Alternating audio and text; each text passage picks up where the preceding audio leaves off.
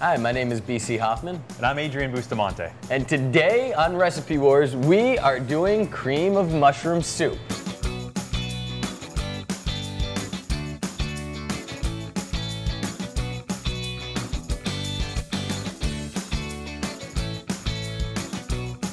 So it's kind of cool. I'm super excited. I am actually doing Tyler Florence's cream of mushroom soup. Wild mushrooms, roasted fennel, and chestnuts are an amazing flavor combination, and better yet, they make a delicious soup, which is going to be a great starter to your holiday extravaganza. And the best thing about it, we got some simple ingredients and some simple techniques, and we are going to bang it out. So cream of mushroom soup isn't just the 1934 Campbell's soup rendition. It goes way above and beyond that, back to the classic French bechamel sauce. And basically all it was a roux, it was your cream, it was your mushrooms, it was your stock. Plain and simple. And what I really love about Tyler Florence's dish is he kind of goes to those days, but he also adds in a nice twist. It gets really sexy because he has the fennel, which is a slight, subtle anise flavor, and then he's got these nice roasted chestnuts, and then he's got, besides just the button mushrooms, he's got some amazing chanterelle and also oyster mushrooms. So I am super excited for this recipe right here. I'm a big fan of mushrooms. It's actually one of my favorite things to add to any dish. My two favorite mushrooms are shiitake and actually what I'm using here in Chef Emeril Lagasse's recipe, porcinis. Emeril Lagasse here. Welcome to the Essence of Emeril. You know, mushrooms. I just love mushrooms. One of my favorites, or as I call it, the king of mushrooms, is the porcini. Now, stop right there. Don't be alarmed. There's a lot of confusion in this country between porcini, the Italian name, and ceps, which is the French name. They're fat and they're earthy. Now, the porcini is most often seen dried here in this country. That's what these are right here. And they would always be labeled dried porcinis, not dried ceps. Let's get started. All right. Now, I think we're both starting in very similar ways, correct? Butter. Butter. I'm going to be throwing some onions, some diced white onions, and some leeks in mine. And then you're throwing what? I'm doing some diced onion and some garlic. So the recipe, we're cutting that bad boy in half that Tyler Florence uses because it's immense. This is going to be big enough as it is, but that recipe is huge. So I'm literally using half of an onion. I'm using 3 cloves of garlic. I like to use a little extra personally. And we're just going to throw these in right there. And you just want a nice slight, you're basically sweating them. You want the sugars to come out, but at the same time you don't want a lot of color. You just want it to be nice and flavorful, and you want the excess liquid to kind of disperse. Now to the pot, we're going to add some base flavors. I've got 1 onion, all right, that we're simply just going to mince up. All right, I've also got a couple of cloves of garlic. All right, and what we're going to do is we're going to chop up the onion, then we're going to smash up the garlic, and the whole thing's going to go in the pot.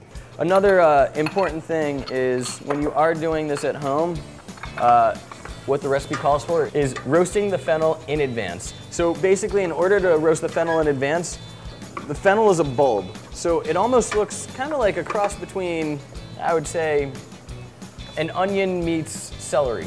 And you're just gonna cut it in half, and you're gonna throw it in a roasting pan, put a little olive oil on top, a little salt, pepper, and just throw it in the oven. You could totally blanch it. You could, there's a bunch of ways you could do it, but roasting it brings out more flavor. And this is delicious. Adrian, you gotta try a piece of that. This thing is, I'm a little curious because I'm not a huge fan of fennel because I don't really like the flavor of anise that much. It is a very subtle flavor, but we'll see what it does. I have a feeling it's gonna really enhance that flavor. It goes really well with mushrooms. So I made this the other day, and honestly, I had my friends just picking at the fennel. I was like, no, stop, I need that for the soup. And they just kept eating my fennel. But it's really good stuff. Now I'm just gonna saute my leeks and my onions down, give that a little few minutes, and then I'm gonna add my mushrooms. But one thing that Emeril kind of did talk about, and I found kind of interesting in regards to a porcini, is you can't really see it here. This is what we use in regards to the dry porcini. The Italian one. The Italian one. When you see a cep, now which is a fresh version of the mushroom, you'll notice that they actually have pores instead of gills. Whereas, well, these are cut up as well, so you're not gonna really be able to see them that much, but you can a little bit. You'll see like the little gills inside there. Yeah, so instead of gills, porcinis have pores. And the actual pores come from the mushroom itself dropping thousands of spores from the inside of its walls when it's actually in the ground or fresh. So that's the difference between a cep / porcini and a regular mushroom. So I'm literally going to saute these mushrooms up so the excess moisture comes out and basically evaporates. There is a lot of moisture in a mushroom. If you ever take a mushroom, especially portobellos, put them in the oven so the cap is facing down and the gills are facing up.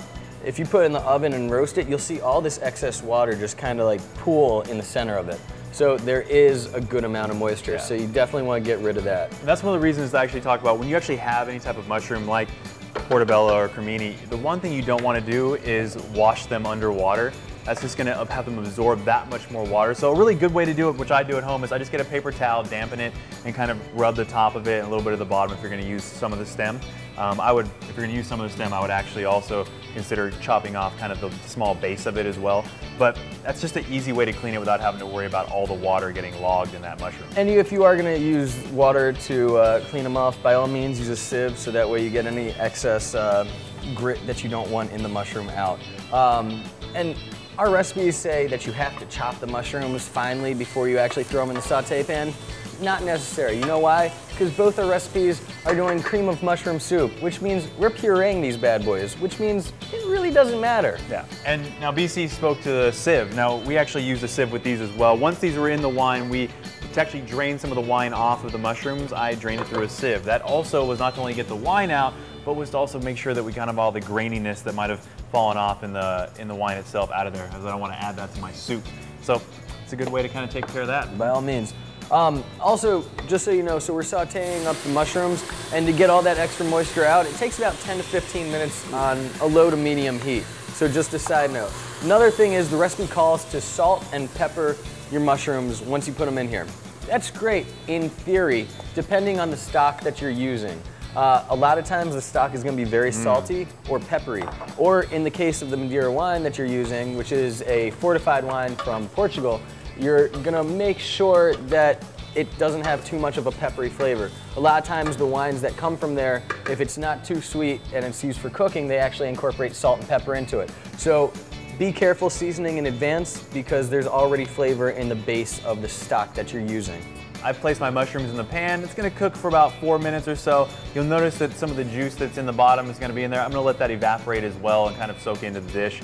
But it's going to be about 5 minutes or so with me. I don't know what you have left in your pot. I've got another 5 minutes going right now, but if you guys want to just take a quick look at what your mushroom should be looking like right now, this is how it should look, and it is looking delicious. You can see a little excess moisture on the bottom. I just want to get rid of that right there. Yeah, I can smell the porcini mushroom in mine, that nice, hearty, deep, rich flavor. All right, mine's all done. Looks like all the liquid's pretty much evaporated from mine. We still got some time left on yours, looks like. Mine's done too. Oh, nice. I'm actually gonna throw in my roasted chestnuts now. Yeah, you can totally buy them at the store. Yes, Trader Joe's even has them already cooked and then vacuum sealed. So you could totally get them at the store already roasted, or you can just go through the process of buying them. It is the holiday season, so there are chestnuts at stores now. It's really easy. You basically boil and roast your chestnuts. It's a simple process. Crack them open and they taste amazing. You can use them for stuffing. You can use them for cream of mushroom soup. So, or you can just eat them raw.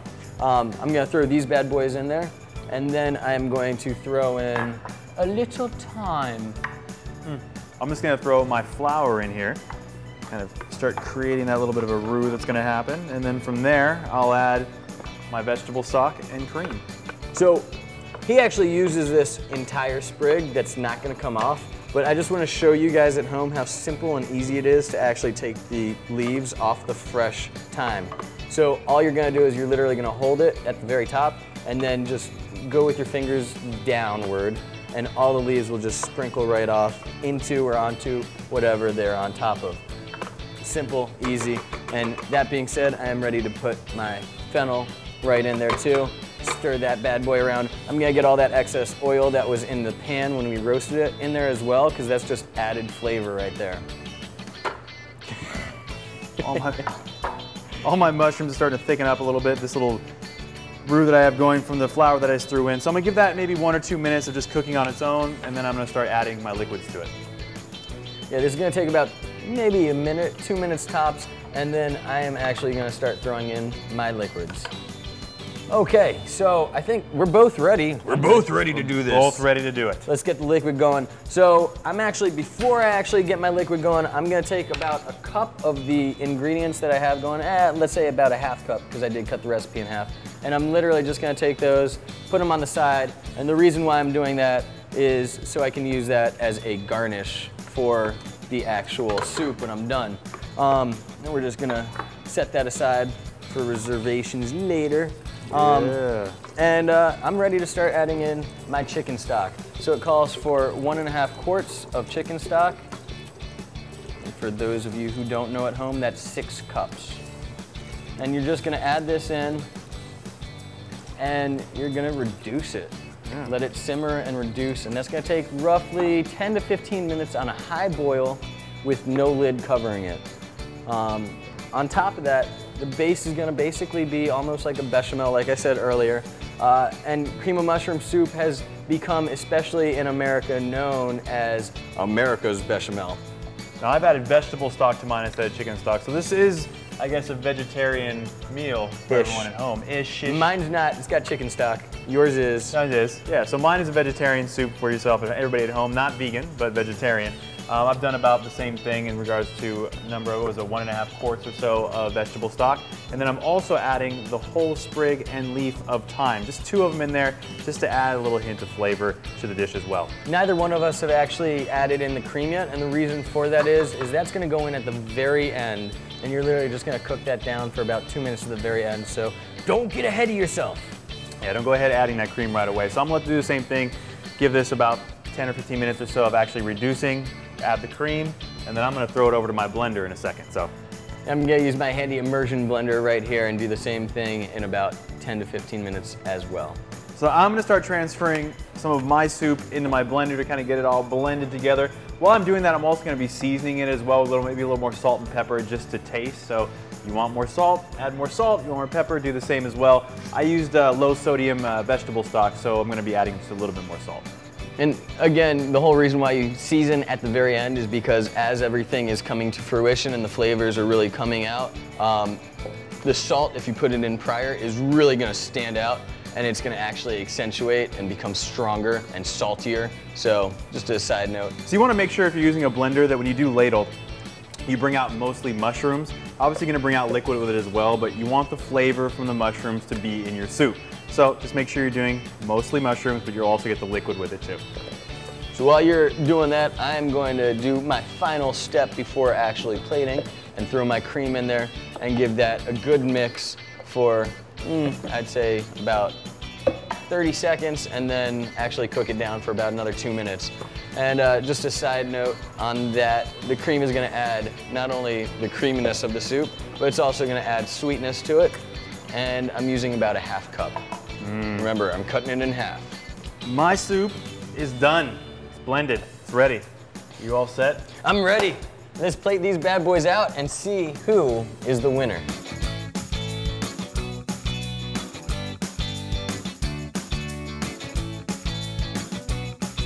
Other than here in beautiful sunny Southern California and in Miami, it is cold everywhere else in the country. So that being said, we have some really nice, earthy, flavorful, hearty, warm cream of mushroom soup to soothe and warm your soul. So it looks like we're ready. Let's do this. Let's see how these taste. Okay, so should we start with a little Emeril or a little Florence? Let's go with Florence. Okay. I had to think about it.